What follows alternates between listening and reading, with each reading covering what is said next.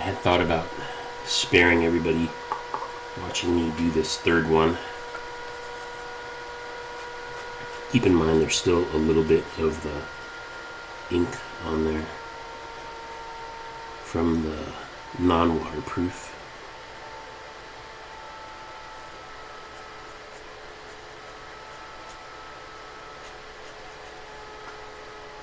This is the bottle of 50/50 that I made. And I'm going to space out the lines a little bit more because I'm going to rely on the water making them bleed.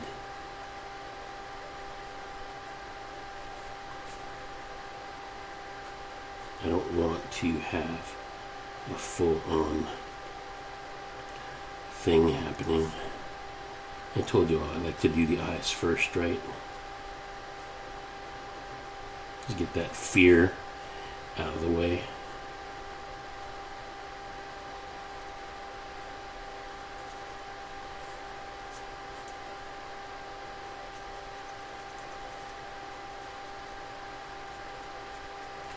I'm spacing the hatching some more.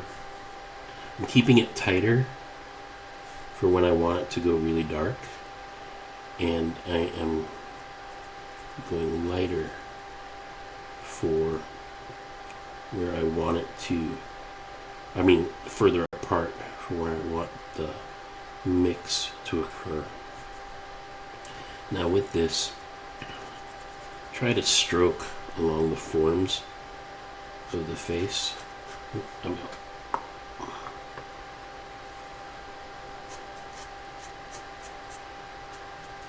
I don't remember when I made this mix. Probably the last time I demoed it to my students. But again, you know these lines are going to bleed, so you don't want to get too crazy with the water. I'm going to take the brush and I'm going to wipe as much of the waterproof ink out so it's just purely water that is activating this ink.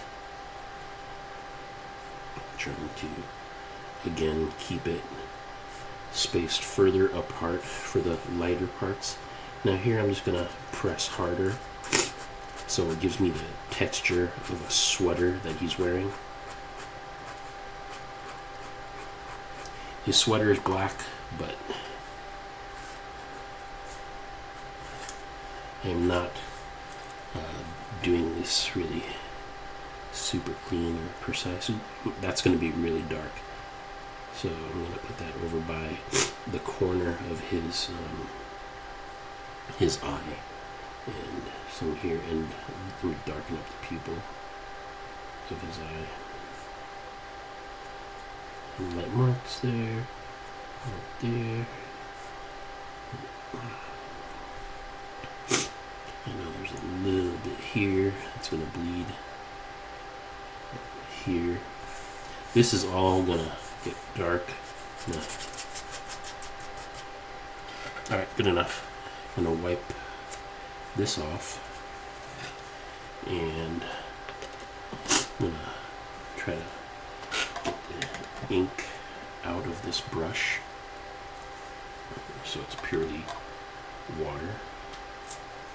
Still a little bit of ink on there. I think it's going to make a difference because it's going to pick up the ink here. So it's a little bit wet.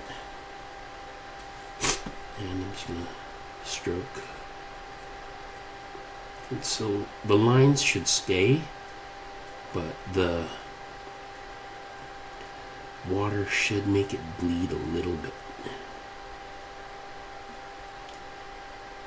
Now, on German etching paper, which is the paper that my teacher recommended for this, would probably be the very best thing to use rather than this cheap 5x8 Office Max printed paper.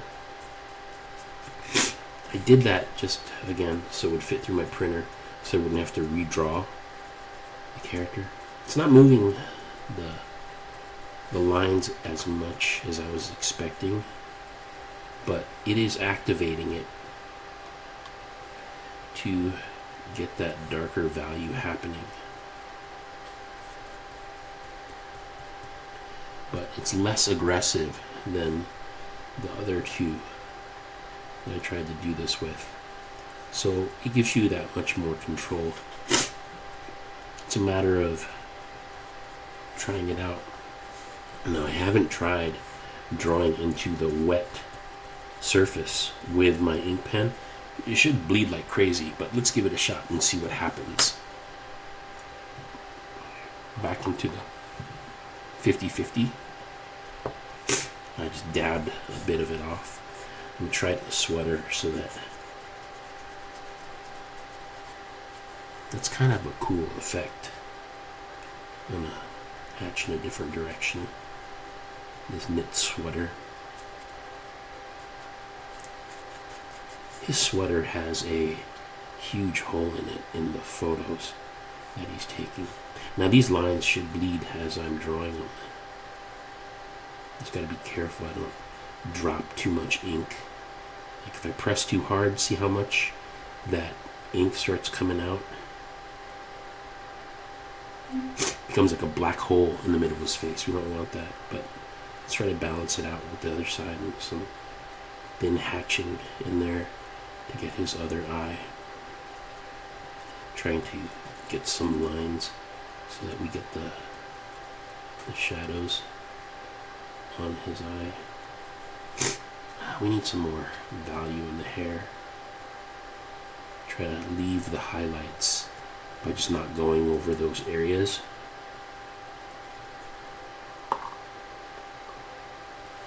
I'm wiping off the excess ink as I pull it out of the bottle.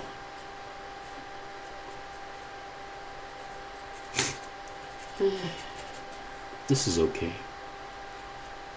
I'm not sure if it's worth the effort to really make this ink. So it got out of control right there.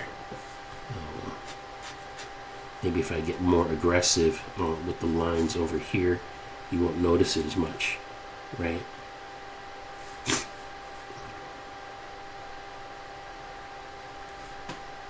It certainly doesn't look like James Dean at this point. Probably spazzing, my hands all shaky.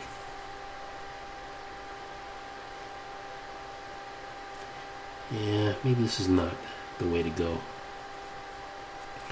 I actually think you could get away with just using the ink as it is, whichever one you choose to use. So you'll see the differences between 50-50. The lines stay, and there's a tiny bit of bleed. The non-waterproof ink actually activated a lot more than I thought it would, but I guess it depends on the paper. If you're working on Yupo, or yeah, the non-waterproof, yeah, the sweater got really dark. The waterproof has the least darkness of the sweater, but comparing the three, can't really fit. Let me try switching the camera to a top view. So non-waterproof, 50-50. Waterproof, non-waterproof. This one is purely non-waterproof, and this is waterproof. There isn't that much of a difference, but I guess it really depends on what you're going for. I'm gonna try and do these again in class for everybody. Hopefully they're useful. You know, you got the colored pencil, you got the graphite. Graphite I think is the weakest, but probably the most controllable of the mediums. Colored pencil, the surface is really fighting, but you can get nice edges with masking. Waterproof ink really can't mask. It's harder, especially with a surface that's textured. The non-waterproof, either way, I don't think it really matters. And non-waterproof ink, 50-50. I think, you know, I'm the least excited about this one. I actually like the non-waterproof better. I don't think I will do this again. Maybe I will. I'll just bring what I got tomorrow. All right, I'll see you guys in class. Thanks. Have a good one.